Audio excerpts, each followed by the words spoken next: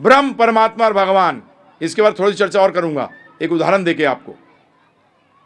एक गांव था प्रभु जी, उस गांव से 100 किलोमीटर दूर पहली बार रेलवे लाइन डली। अब गांव वालों ने, पंचों ने बैठकर फैसला किया कि भाई सारे गांव वाले तो ट्रेन देखने जा नहीं सकते, इसलिए क्या हुआ, उन्होंने 3 लोगों को सिलेक्ट किया कि आप 3 जाके ट्रेन देख के आओ। तो ये तीनों के तीनों पहुंच गए प्रभु जी स्टेशन पे। ट्रेन का आने का समय था संध्या का। संध्या का मतलब समझ गए, सूरज ढल भी गया और रोशनी है भी और नहीं भी। अब दूर से, क्योंकि संध्या हो चुकी थी, तो इंजन ड्राइवर ने लाइट जला दी, तो लाइट नजर आई।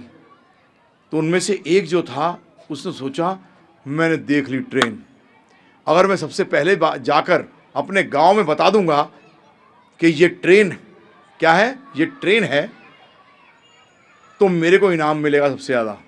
तो वो प्रभु जी भाग गया और गांव में जाके क्या बोलता है, ट्रेन लाइट है। क्या है? अरे रोशनी है ट्रेन। 2 रुके रहे प्रभु जी।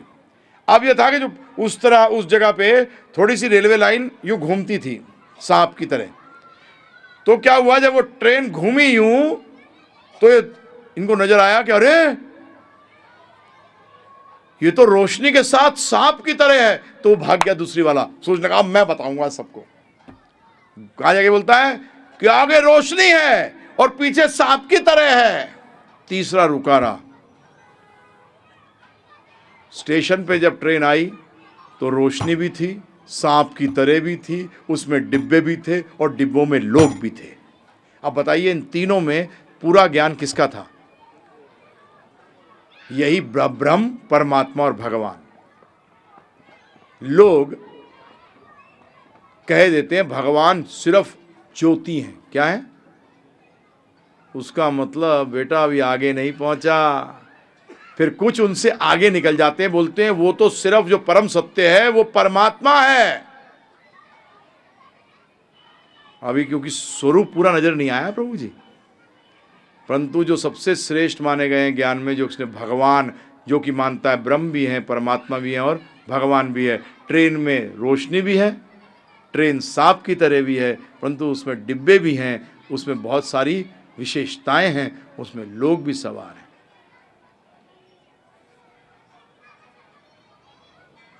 तो ये ध्यान रखिएगा, भगवान का स्वरूप है, और जो भगवान के स्वरूप को नहीं मानता हकीकत में वो भगवान का द्रोही है।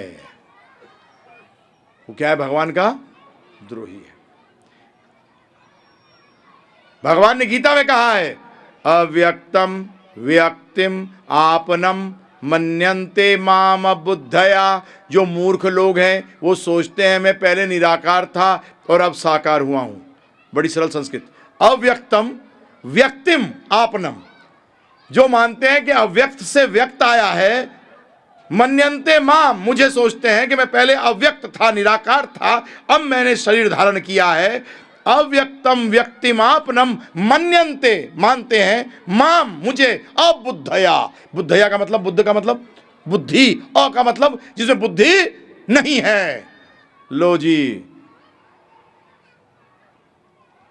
कौन कह रहे हैं? गीता कह रही है, कोई और पुस्तक नहीं कह रही प्रभु जी। अगर कहीं भी विरोधाभास हो ना पूरे शास्त्रों में, तो कहाँ आके इसको सुलझाना? गीता, भगवत गीता, ये आपको सुनाएगी। अब देखिए, जो लोग कहते हैं भगवान सिर्फ ज्योति हैं, हकीकत में भगवान में से उनके अंग कांति से प्रकाश निकल रहा है। उनके अंग कांति जो है वो क्या है? प्रकाशमय है। ईशोपनिषद, ध्यानपूर्वक सुनिए। ईशोपनिषद में देखिए 15वें और 16वें मंत्र में, उपनिषद में जितने भी श्लोक हैं उनको मंत्र कहा जाता है। क्या कहते हैं? देखिए ध्यानपूर्वक सुनिए। हे भगवान, हे समस्त जीवों के पालक, आपका असली मुखमंडल तो आपके चमचमाते तेज से ढका हुआ है। कृपा करके इस आवरण को हटा लीजिए और अपने शुद्ध भक्त को अपने दर्शन दीजिए। और तेरे की, पहले वाला आदमी लाइट देख के भाग गया, कि भगवान क्या है? ज्योति हैं। यही बताऊं किसके साथ हुआ था?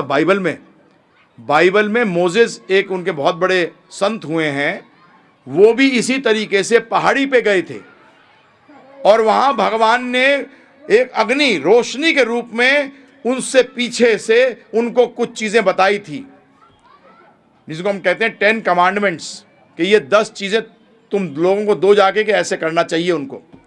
तो इन्होंने उनसे हाथ जोड़ के विनती करी कि हे भगवान, आप ये सामने से आपका जो आवरण है ना, ये इतना तेज जो है, ये हटा लीजिए कि मैं आपके दर्शन कर सकूं। तब भगवान ने पीछे से क्या बोला था? अभी तू इतना शुद्ध नहीं हुआ कि तू मेरे दर्शन कर सके, अभी वेट कर। अभी क्या कर? वेट कर। और जो बोल सकता है निराकार तो बोलेगा नहीं, बोलेगा कौन? साकार। आगे देखिए 16वां श्लोक। हे भगवान, हे आदि विचारक, हे ब्रह्मांड के पालक, हे नियामक, शुद्ध भक्तों के लक्ष्य, प्रजापतियों के शुभ चिंतक, कृपा करके आप अपनी दिव्य किरणों के तेज को हटा लीजिए, जिससे मैं आपके आनंदमय स्वरूप का दर्शन कर सकूं। आप सूर्य के समान शाश्वत भगवान हैं, जिस तरह की मैं भी हूं। हम भी शाश्वत हैं और भगवान भी शाश्वत है। तो प्रभु जी यहां तो क्लियर हो गया कि भगवान ज्योति भी भगवान का एक हिस्सा है, जिसको हम ब्रह्म भी कह देते हैं, जो भगवान की अंग कांति है।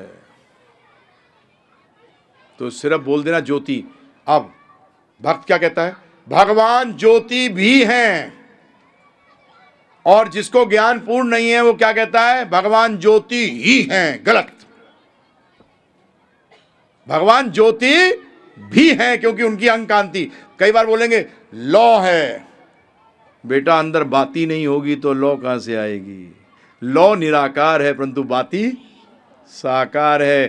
थोड़ी बुद्धि लगाइए, रोशनी निराकार है परंतु बल्ब तो साकार है। आप बोलोगे इतना ज्यादा आप इस पे क्यों स्ट्रेस कर रहे हो? क्योंकि ध्यान रखिएगा, जिस व्यक्ति ने ये बात नहीं समझी उसका मतलब वो भगवान का द्रोही माना जाता है। वो भगवान का द्रोही माना जाता है। तो अभी इसलिए हम कहते हैं भगवान निराकार भी हैं। अब प्रश्न